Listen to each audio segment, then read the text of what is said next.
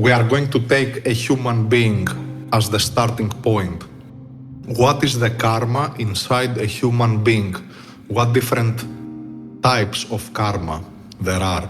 So a human being, despite of what we think about it, is an assortion, a collection of many different forces, okay? So we are going to focus on the personal karma and how the personal karma, like you as an individual, what do you have inside you and what it is. So the human being and the human entity is divided in many subsets, many different levels. In order to not make it incomprehensible, I'm just going to make it accurate. The first layer is the physical layer. Think body, genes, your physical material flesh, and what you have inherited from your parents and your paternal and maternal bloodline on your coming on this earth as a physical material body. This is essentially you. If we isolate this you from your soul, from your mind, and from everything else, is that clear? Just your physical, mortal flesh body, nothing else. No extra information, nothing spiritual, nothing complicated, just your material flesh, okay? This body, your material flesh body, it has your a strong percent of your karma inside. When you are in the level of consciousness before you evolve spiritually or intellectually or mentally, this physical karma acts as the basis of your whole existence. So it is what decides height, it is what decides eyes, it is what decides all the limitations and abilities that you have in your material body. This karma is also called the heavy karma because it is the most difficult to change, to alter, and it is also strongly related with heredity. So a lot of people, they always make in enemy context and in delusional context the question, why do good people suffer from insert X and Y disease or negativity or kidney failure or baldness or all of these things? The answer to this is that imagine that your physical body is the end and the consequential result of all the choices of literally your ancestors to procreate. Okay? It has to be literally the manifestation of the physical karma of your bloodline. You are the result of all the people that existed before you generationally, their mating choices and things that you can absolutely, in a sense, also not control. Your body design, a lot of things that have to do with health, maybe certain relations with the amount of intellect and so forth, these are hard-coded in the body. However, the body, the physical and the material body, it also has certain other programmings inside it. It has a program for your lifespan, it has a program for how you manage glucose, it has a program for how you manage stress, it has a program of all of these things. These mechanisms, they exist in your material flesh body. This material flesh body, it has its limitations. So as you can see, some people can become super athletes, other people, they cannot get up from the chair, other people are prone to osteoporosis or something like this from a very young age. All of this is the consequential result of accumulation of material karma, okay? So you have in this karma, in this what we call the material body, you have the basis and the skeleton, the foundational basis upon which the soul comes to incarnate, and then we have other forms of karma for an individual. So We might have someone who essentially we can consider, let's say, gifted physically, but at the same time, they might be just the manifestation of the karma of their family, and there is literally nothing more complex about that. This karma, this level of karma, your personal, individual, material karma, it has to do mostly with the sources I have explained before, okay? So do not always think, this was a major misunderstanding when it comes to religion.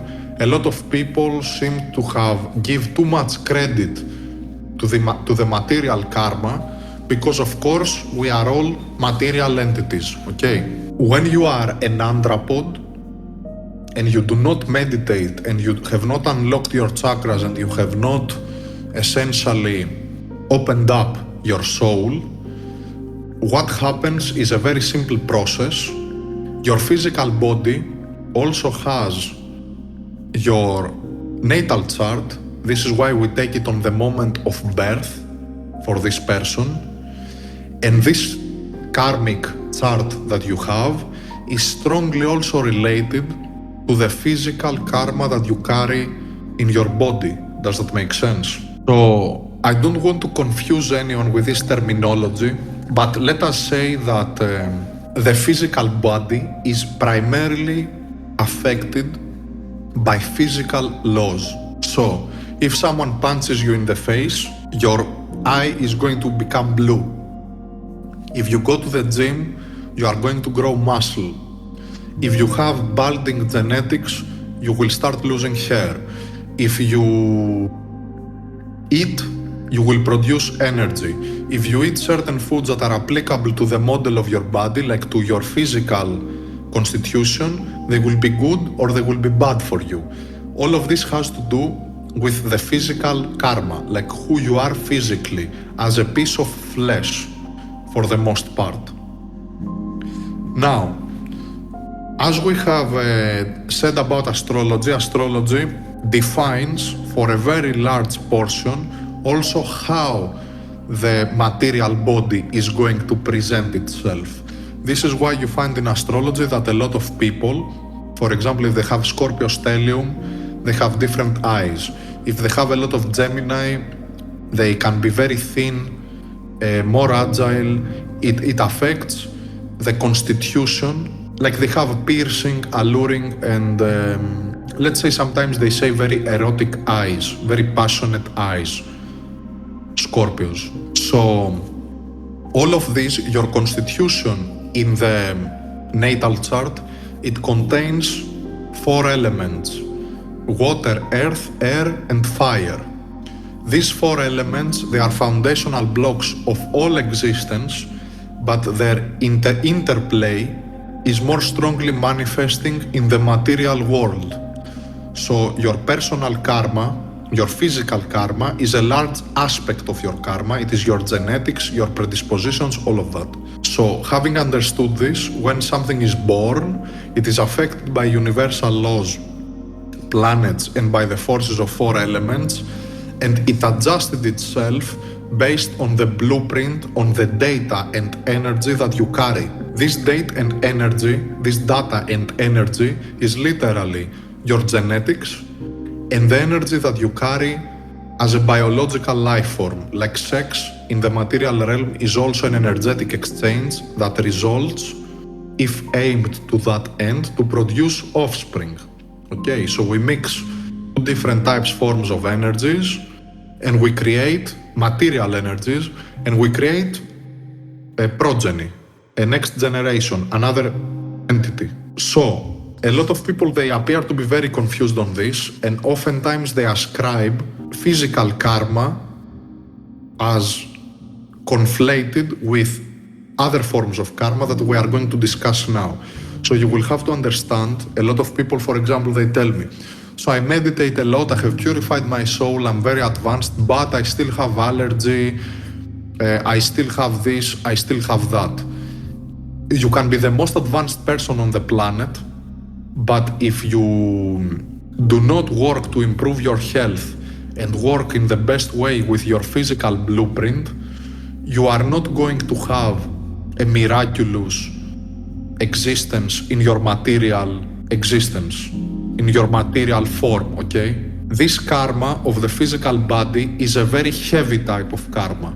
It is very hard-coded, it is very heavy, like dimensionally, it is on the lowest dimension, the physical dimension, okay? It is hard-coded, and this is why the magnum opus is actually an extensive feat. It's not a joke, it is something extremely important, and it is considered the epitome of spiritual application for the soul. So for the general population, their physical karma dominates, and a lot of people, how you see them behaving and so on and so forth, it goes only up to 2 layers, the material karma and the emotional karma. Now, what is the emotional karma? From the time that you are born, you accumulate certain emotions in you. Like when you are a baby, if your mother loved you or if she didn't love you, if you absorbed hate from the environment or stress from the environment.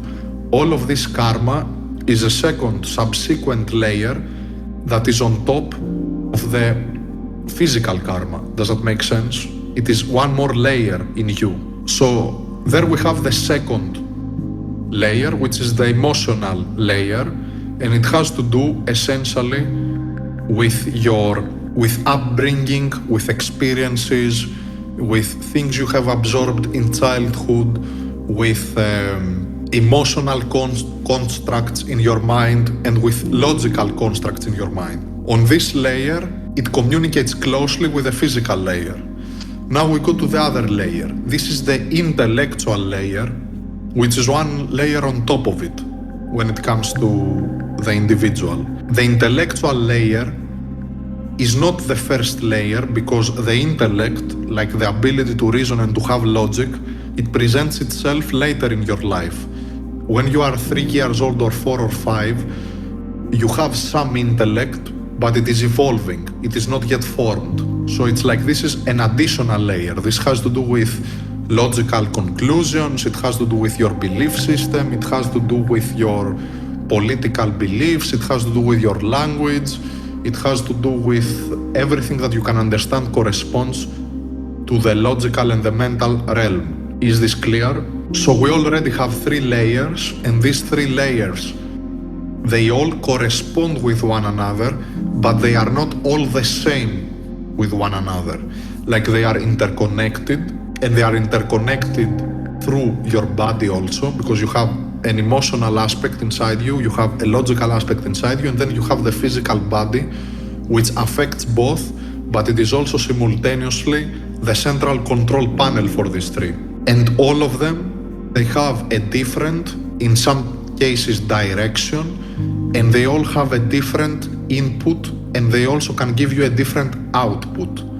So if you see a lot of people, you can see, for example, have you seen people in your life that are emotionally and logically completely in different levels?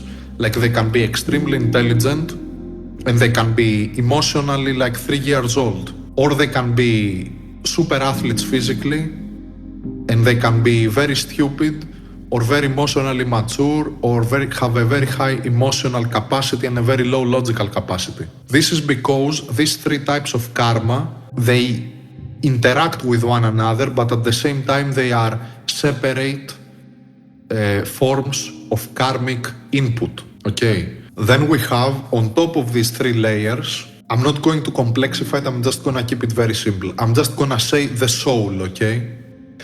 The soul is one additional layer to all of this that you have. It is the part of you that unless you work on it and that unless you wake it up every consequent reincarnation, it is there latent and it affects things from a domain that you don't even understand. So if we were to illustrate, we would say that we have the body, emotions, intellect, and then we have the soul, which is like something that exists inside all of them. It's like a general direction for them, but it is also not them. It is the soul manifests this, but it is not the soul. Is this clear? I'm just checking every moment because I don't want someone to lose the trail here. So the soul, so in Zevism, pay very close attention to what I'm telling you every time to work, okay?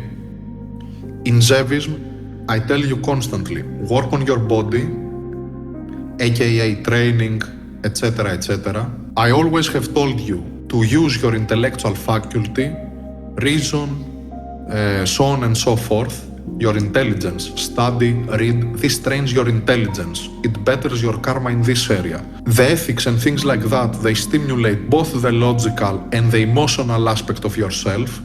So the Trinity, in a sense, if you follow the tenets of Zevism, you are already working on it and you are improving it. And the master layer, in this simplified four-directional system, is the soul. So when you work on the soul, because it has a part in all of the previous ones, it actually improves them and it helps them. But at the same time, unless it is powerful and unless you also work on them specifically, it cannot fully manifest its best and most positive qualities in the body, in the mind, or in your emotions. So a lot of people, they seem to be under the illusion that if you just work on your soul, you are actually solving everything. The reality is that because your soul also has karma from previous incarnations, imagine the soul as a storehouse, okay? It is like a storage, like a hard SSD disk that you take with you every subsequent reincarnation. And every time you reincarnate, you are not aware of what it was previously, but inside this disk, you always have information from all of the three subsequent layers in your previous incarnation. Does that make sense? So the whole point of why you have to meditate is because every time you meditate and you advance, you are feeling your soul, you are improving it, and you are deleting negative emotional or mental or all sorts of impressions, and your soul becomes cleaner, more powerful, and more elevated. Subsequently, not via direct relationship, but indirectly, this is affecting your current mental, your current intellectual, your current emotional, and your current material body, okay? But it does not affect them directly. It affects them indirectly. This is why you have to also work on your earthly personality to become who sometimes some of you perceive that you are in your soul, okay? Because a lot of people think that simply because you have glimpsed something in your soul or whatever, that you are automatically this. Other people, they believe that because you think you are some great personality, that you are. And other people think that because you feel it, you are. But this is not enough. So you have to, at the same time, use the ability to work the soul and, in a sense, lay your hand to the lower levels of the existence that you have, your intellect and your emotional aspect and your physical, and uplift it in what you see from your soul, okay? The people who do not do this, and this is going to be funny now because all these years I was told by people, but I am Attila the Hun, Timmy was Alexander the Great, and George was George Washington. Okay, leave this aside. I'm not gonna judge you on this. I'm just gonna tell you that it doesn't matter what impression you have. What proves the basic value of your entity is not only your soul or your mental and emotional ideas of what you claim you are, but it is the whole sum of this, okay? Is this clear? So here is the situation with a lot of people from the temple of Zeus. I'm going to divide between two categories. One category is the completely schizo, left-hand path, lunatic timmies who are always imagining bullshit. This has nothing to do with the soul, by the way. Nothing. It is just mental impressions mixed with emotional impressions and confusions, who believe that they were something and whatever, and that they are extremely advanced and they are the wife of Satan and married to mermaids and all of this. This has nothing to do with reality, nor spiritual, nor material. This is why you have seen me all over these years. I was very dismissive of this. It is not because I don't like these people or I refuse them the right to believe whatever they want.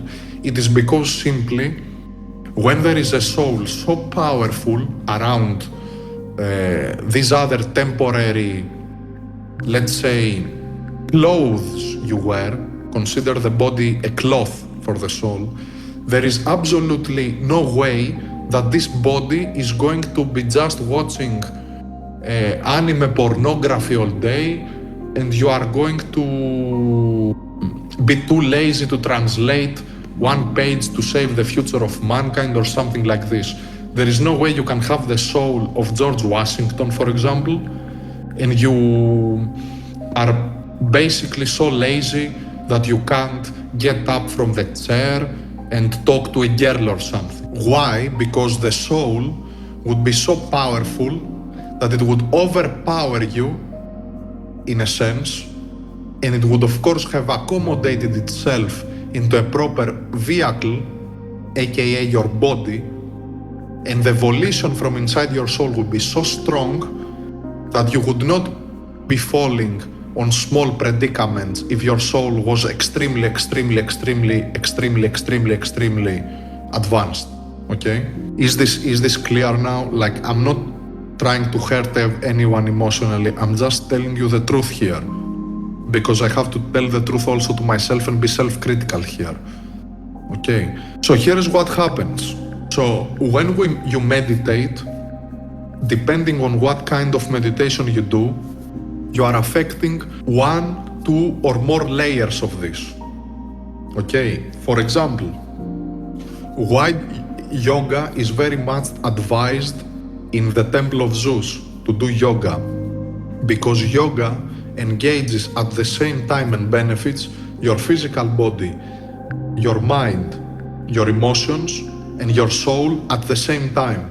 This is why yoga is called union. Other types of meditation, they don't involve all of the aspects of your existence. This is why in some other meditations, you just sit your body down and you relax it, and you work in another layer.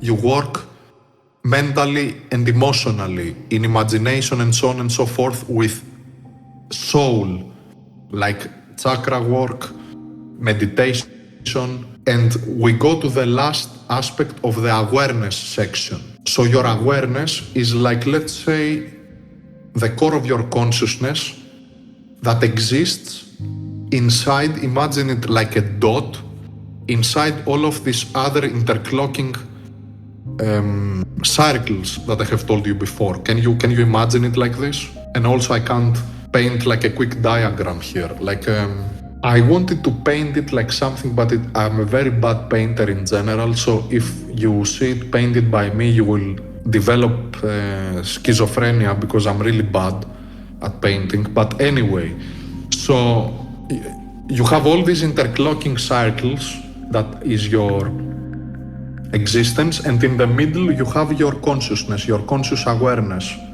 Okay? Your conscious awareness is the bridge between your physical body, your mental mind, your emotional mind, and your soul, if you meditate. If you watch all day fucking Netflix, if you watch Netflix all day, your awareness, this God-given gift of the gods that can connect all of your creation, it is scattered nowhere.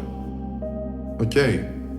And I'm about to rant now, but I will try to stop myself. So be careful where you project your awareness. Because here is the funny part. Your awareness is simultaneously connected to your body, obviously, to your soul, to your mind, and to your emotions at the same time.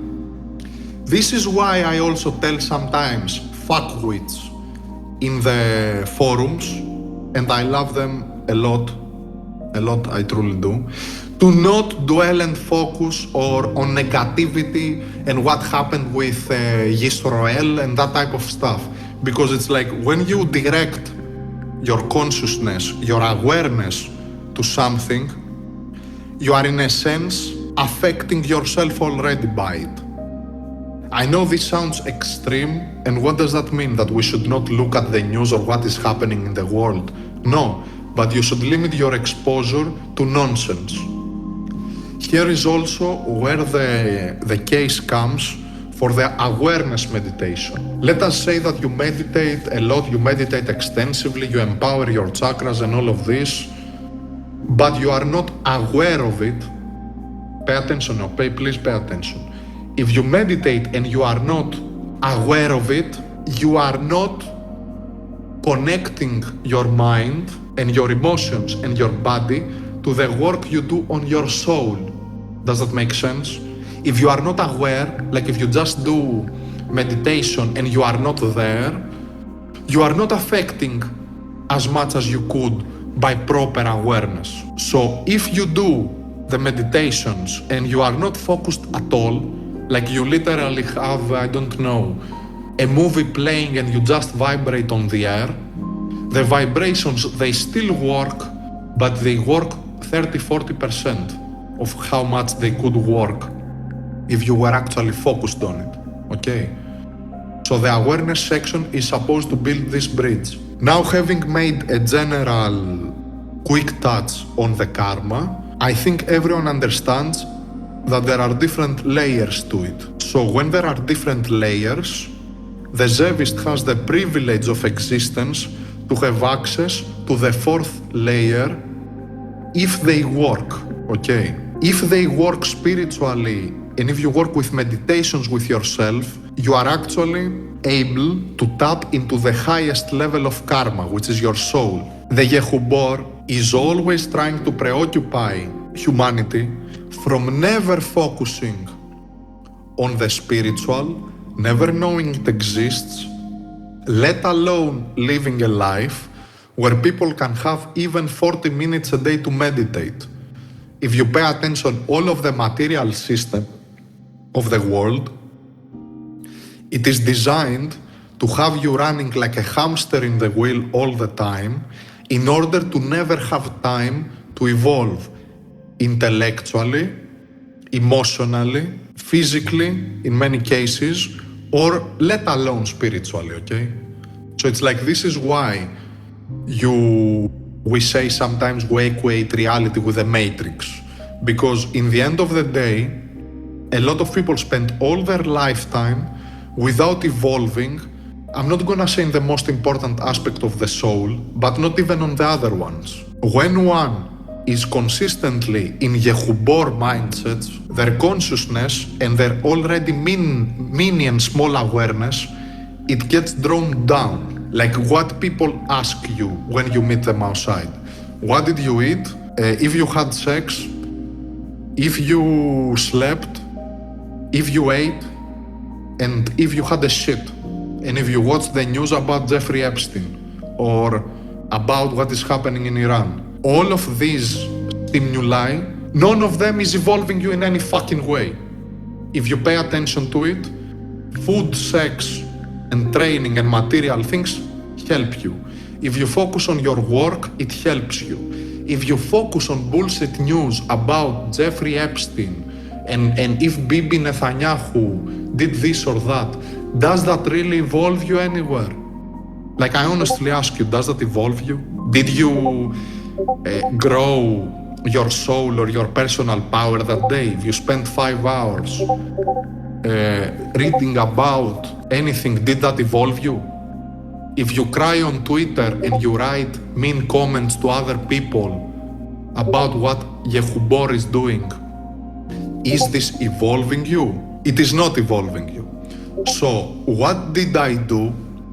I essentially removed all of the attention redirections from the temple to be focused on solitarily what is going to evolve you, okay? If the same time that was spent writing about bullshit for Jeffrey Epstein and the Yehuboric, what they do and what they do every day, this should consist of 5 to 10 minutes of your time, or maybe your work hour if you are an investigator or you are someone who needs to learn something to evolve your mental capacity to learn, okay?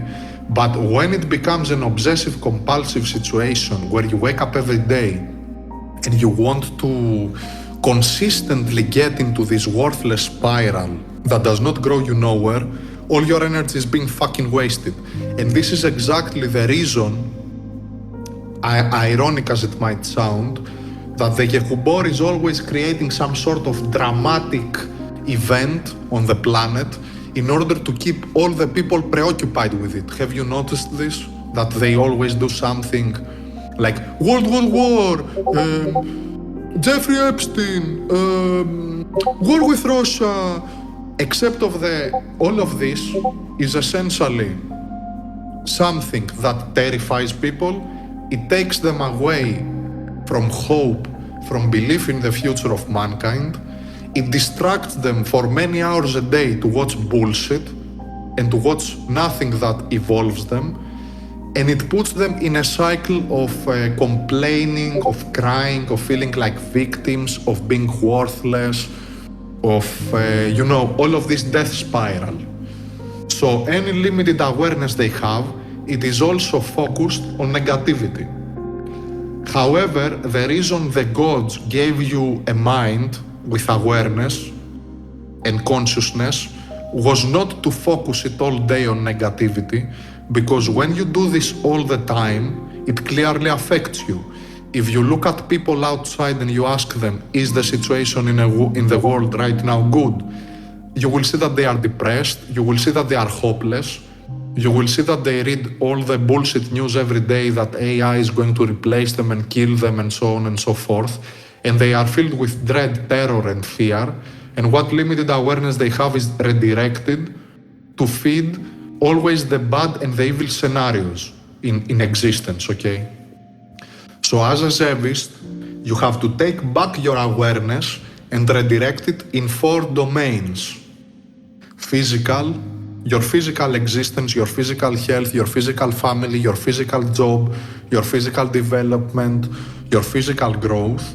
Mental, your education, your increasing of intelligence, to read, to learn, to fill your mind with things that are going to be useful for you, for your eternal journey as a soul, to fill your emotional part with good moments, I don't know, a walk in the park, to give your love to someone you love and they give it back to you. And finally, you have to redirect your attention to your soul in order to nourish it and to evolve it and to advance it, okay? So the Yehuboric is trying to steal as much as 99% of your attention and your awareness to give you essentially nothing back. Tell me, what did any one of these hundreds of millions of people that complain about Jeffrey Epstein, what did they receive? Tell me. Satisfaction maybe, that they, whatever. What did they objectively get from obsessing over this? Did they experience physical, intellectual, emotional, or spiritual growth by this? Did they get anything from this? Their reception from talking about these agencies of the Yehuboric, their reward for focusing on this was hopelessness, fear, slave mentality, negativity, terrorism, because they terrorize them with these things. Like the reason they show them these things is so that people feel terror, lack of trust, fear for their children, fear for the future of humanity, slave-like mentality to worship Jesus or Muhammad or whomever that it promises they will save them. It is all a net negative for them. So I want you to be smarter, and I want the Zevist community to be smarter, and this is another reason why I take out the community from this. We should be informed, we should know everything that happens in the world, and some of us with greater detail, but do not be absorbed in the rift of Yehubor, because the rift of Yehubor is supposed to leave you only drained, depleted, hopeless, afraid, and in the end, it robs you all your life. Like most people right now, they will just scroll on TikTok and on Instagram on endless pointless material, and at some point they will realize that their lives are lost. Okay?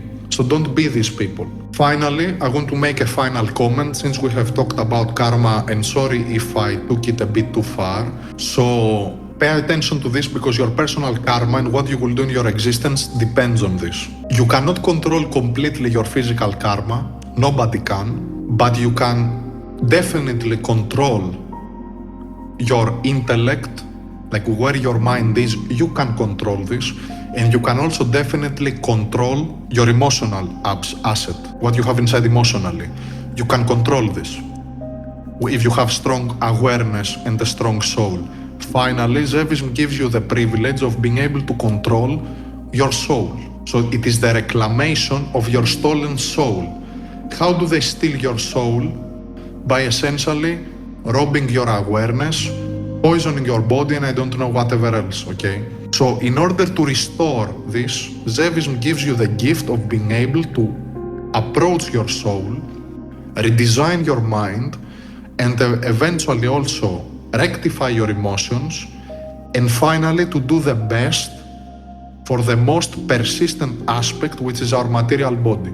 And the more you promote yourself in this path, other doors open. I don't want to expand a lot on this, on how you can also fix a lot of things in your material body. So I think this was a brief summary of this, and I want to ask everyone, was this clear? Is there anything else that I should answer? Next time that we are going to talk about karma, because the world doesn't finish only with ourselves, there are more layers and other levels into this. We are going to expand more on this.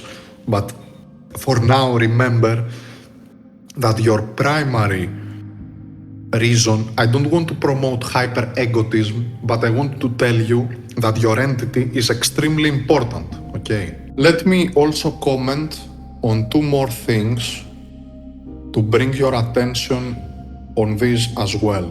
How many people do you think would follow or be affected by the enemy if the enemy did not gain any attention whatsoever from the population, like they don't even exist? How many people do you think would be affected by this? Like if the world, for example, let's say now in the Middle East, people were trying to start World War III down there, and nobody gave one singular fuck at this. So, a lot of people, they don't understand how it works, but I'm going to tell you how it works. If the whole world turned their back to the tricks of Yehubor, and they actually spiritually advanced, essentially they would vanish them. Isn't that simple? It's very simple if you think about it.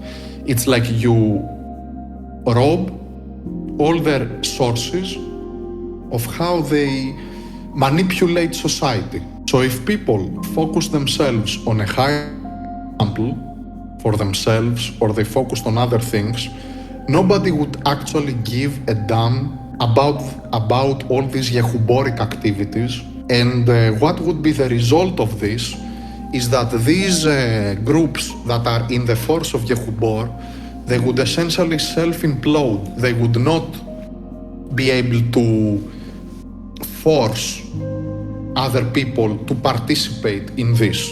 So keep this in mind, because a lot of people are going to say that because we don't dwell on the subject, we don't care about it. The reality is that we do, but we don't want to spend 0.1 ounce of energy to focus on this topic more than necessary, because they are already doing their best to steal all our ability for self-care and for care of our own group. They want all this force redirected. Yes, Crystalist, this is because of what we say. When we work on the soul, it will start affecting your spiritual body, and then it will manifest on the material body. So a lot of people actually, if you take Zevism very, very far, and you meditate constantly, it doesn't mean you will never get sick again, but you will actually heal from a lot of things. Like a lot of people over the years heal from allergies and they never come back. They heal from mental or emotional problems, sometimes overnight. Like there are people who have actually made a breakthrough in their advancement, and they suddenly, decades-old problems vanished mentally or emotionally in one day. So keep this in mind, and remember that the biggest investments are actually in yourself and your soul, and it is through this that we are going to make the world better. I know it sounds maybe, if you pay attention to all of these bleeding hearts in this world that want to care about what happens in Cuba and what happens in the Middle East and what happens everywhere, they do not pay attention to that they should clean their own backyard. Like you literally have people who are a living biohazard to even the 2 or 3 people they live together with, and they will give you a long lecture about how we are going to solve the problems of another continent they don't even know about. So it's like these are the levels of delusional insanity that a lot of people have in this world. So the Zevist cannot be in this category. So consider my efforts an organization and elegance that starts from home first, okay? It starts from home. How do they say charity begins at home? Wisdom begins at home. Education begins at home. Health begins at home. To become richer begins at home. It doesn't begin in alternate dimensions only and all of these things. Stay focused. What you need for your advancement, you have it inside you. Have faith in this. Don't look at it as a surface declaration. Actually, look inside to find it and be strong. So I think there were a few questions. I don't have a lot of time, but I will try to check them. I'm gonna give a brief but strong response when it comes to if Zevists are linked karmically. Of course they are. How could we not be? What are we doing here in this time? For example, with this AMA. This is an interconnection between us. All of the temple is interconnection of people who try to overcome karma, patterns like this, problems, difficulties, challenges, all of this, and we are all together doing it by having an organized form. I think you should also refer to the post that Priest Alexandros wrote about the physical temple of the gods on earth.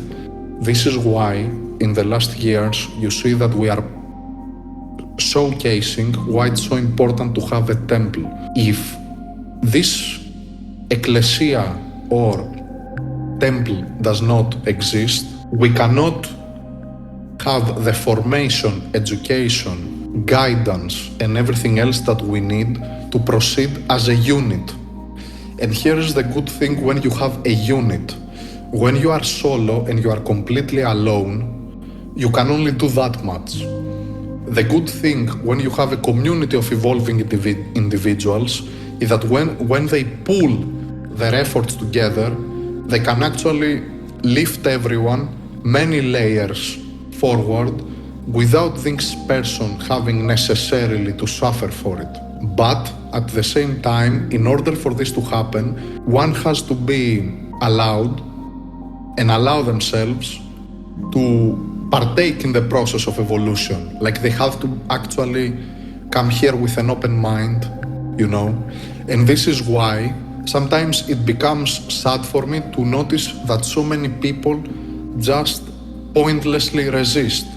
For example, if there were actual enemies in the temple, for example, and I'm talking about super highly skilled and very prominent Yehuboric ultra manipulators, you would see what you see in society as well. Most people, they fall on the trap and they don't even understand how it happened. So I find that, in a sense, I'm not sure if I make sense with what I say, but pay attention to how many people resist everything positive for them daily, but they are so ready to accept everything detrimental for themselves. So in the positioning with the temple, sometimes we have to let go. We have to always be critical, and we have to have our doubts, and we have to have our thoughts, but sometimes we have to let go of too much resistance when we do not have a valid reason for it. Lastly, I will close this AMA by telling you a very short story of an ancient rite that has carried on in many spiritual traditions. This was called the rite of mirroring. This rite has taken many forms in the ancient world, like there were many different ways to do it, but primarily what this consisted of was that when the initiate was initiating him or herself in the temple, what the people would do is that they would close their eyes, the eyes of the new initiate, and they would take his hand or her hand and guide them through mud, guide them through rivers, guide them through animals, wild animals and things like this.